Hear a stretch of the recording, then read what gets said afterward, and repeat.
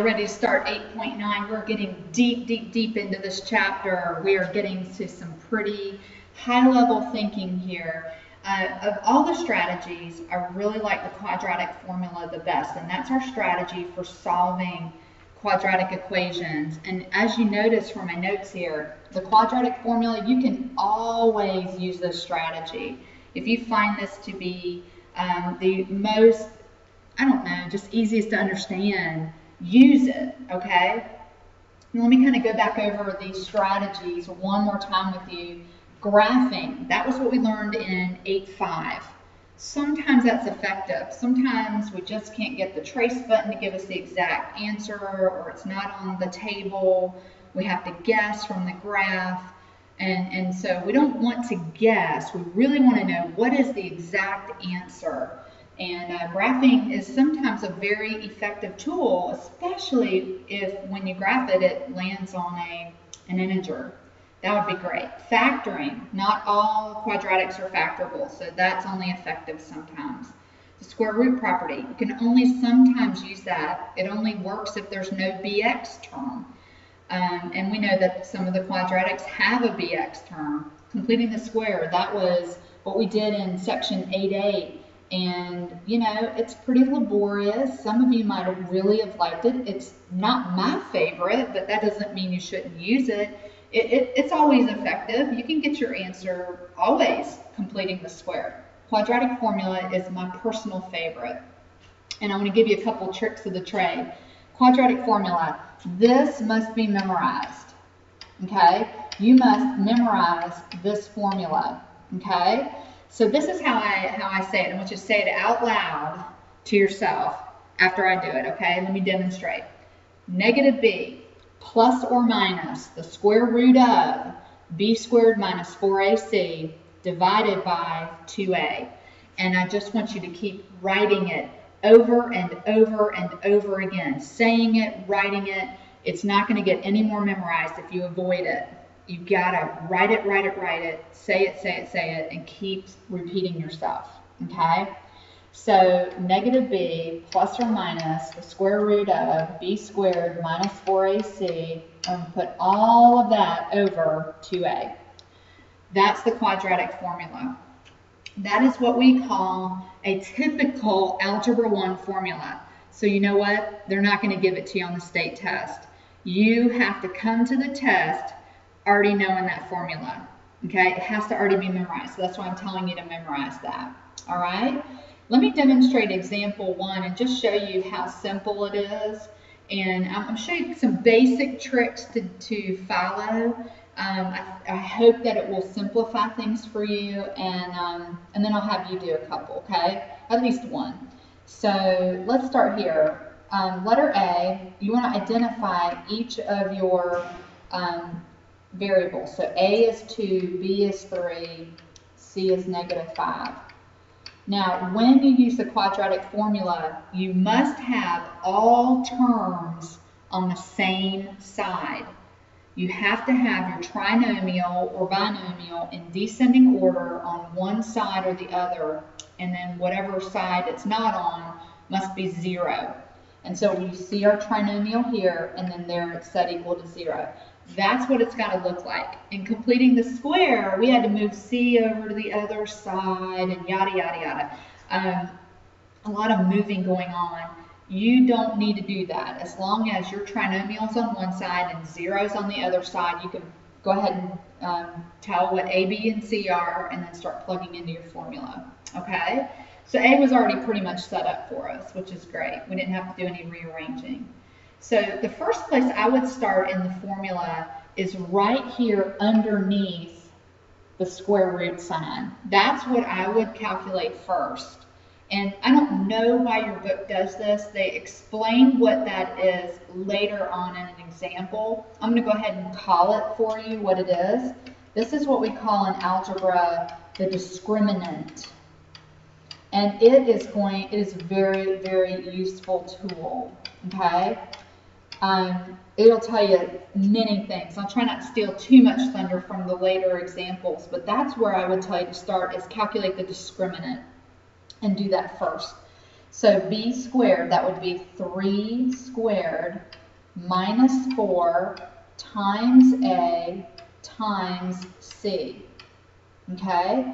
So as you're typing that in your calculator, and definitely please have your calculator handy. This is going to help you kind of speed up, and I'm calculating it now as I'm talking to you on the video.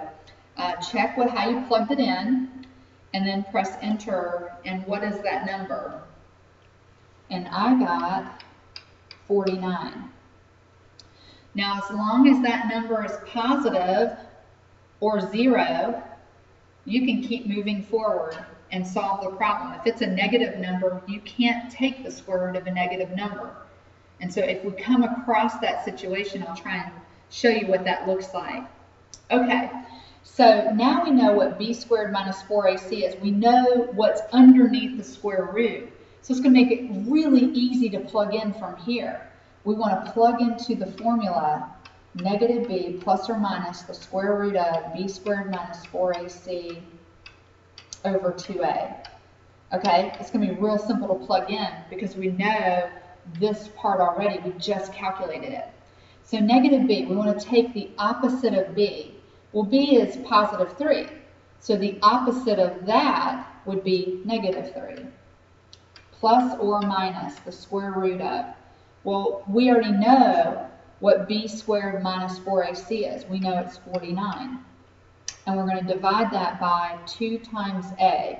2 times 2 is 4. Okay? We're not quite done, but, you know, it's getting better. Look at the number under the radical. Can you take the square root of that number? Is it possible to take the square root of 49? Yes, it is.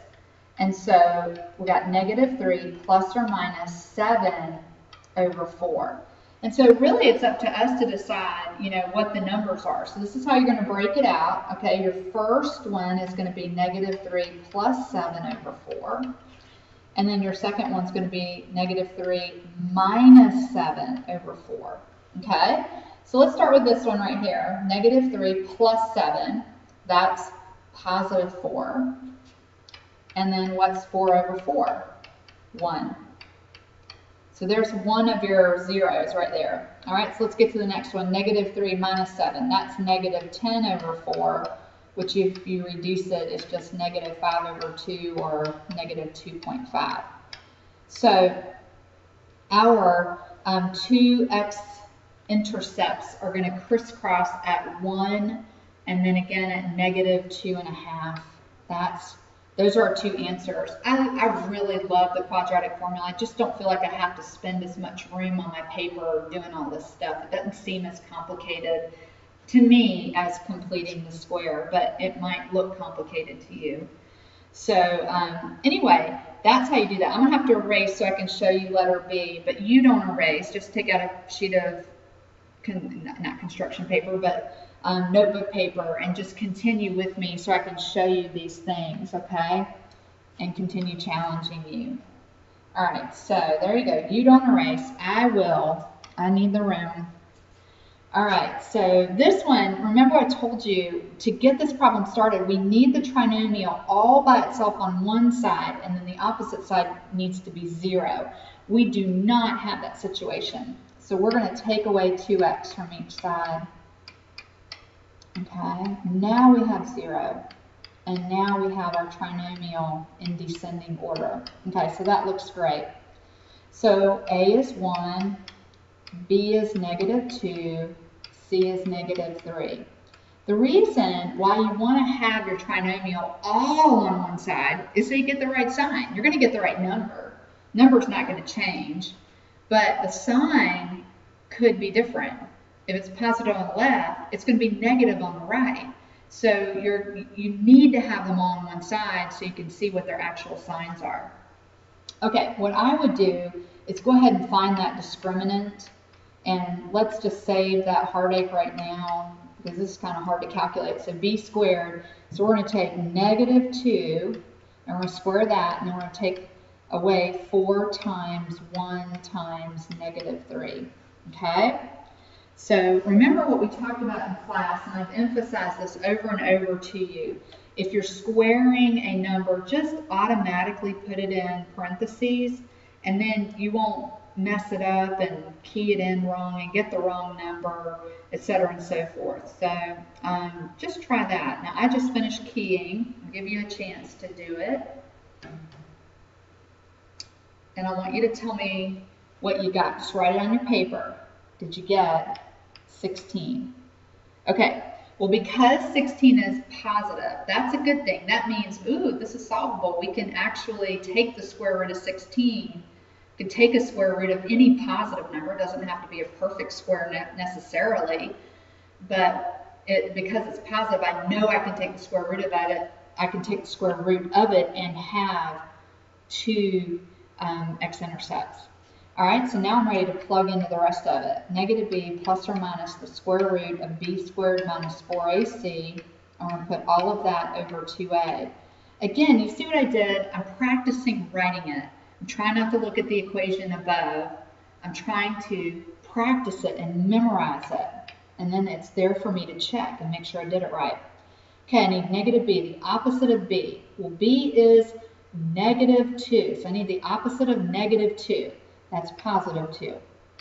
Plus or minus the square root of, well, I already calculated b squared minus 4ac.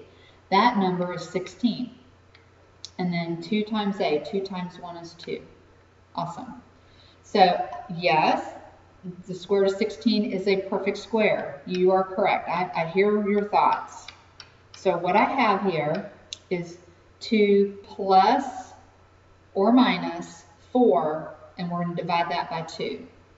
So let's break it up into two fractions. We're going to do 2 plus 4 over 2, and then we're going to do 2 minus 4 over 2. 2 plus 4 is 6, and 6 over 2 is 3. So yeah, one of my x-intercepts is 3. 2 minus 4 is negative 2, and negative 2 over positive 2 is negative 1. And there's my other x-intercept. Looks great. Now, if you get whole number or integer answers like that, what that tells you, just kind of like a little hint, trick of the trade, it was that trinomial was also factorable. So that's what that tells me, is it was factorable when you get integer answers like that. Okay? So letter C, it's all set up for you. I'm going to leave this one as extra credit. I showed you how to do this one. I'll make it a 2-pointer. And I showed you how to do it. Use your formula. Find your discriminant first, and then plug in everything else after you found the discriminant. And then I will check your answer tomorrow. So good luck on that.